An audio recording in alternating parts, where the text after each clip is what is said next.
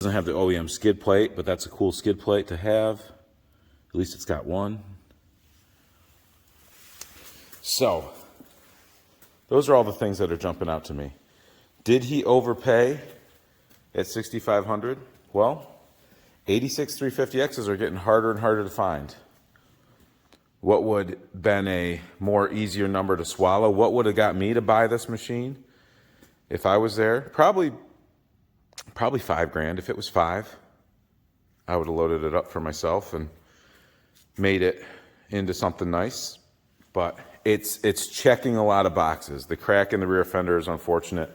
There's not a lot you can do to undo that. If it didn't have the mud flap, a guy's repopping the mud flaps now, so that's not so big of an obstacle to overcome these days. But it's a great machine. With Brad's talents, I'm sure he's going to have it looking like $1 million.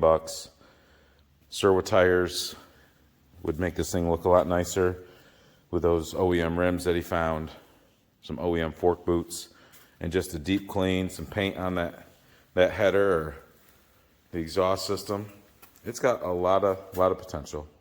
So I think he's going to do just fine on it. If you're wondering what I'm talking about at that show or that sale that was down in the Catskills that I mentioned, go check out my YouTube video. I made a tour of the building and I interviewed the seller. Awesome story. There'll be more coming out on that. Shred 80 was with us. He's got a video that he's going to be making on it, and it was just a spectacular day.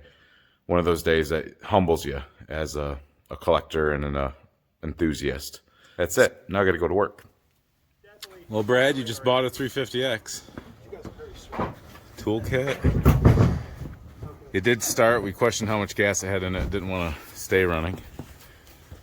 But what do you think, Gavin? Proper looking rig, man. What do you think about it? I dig it. It's a good rider, for sure. A lot of potential. A lot of potential there. I know a guy who can paint that tank, make it look like $1 million.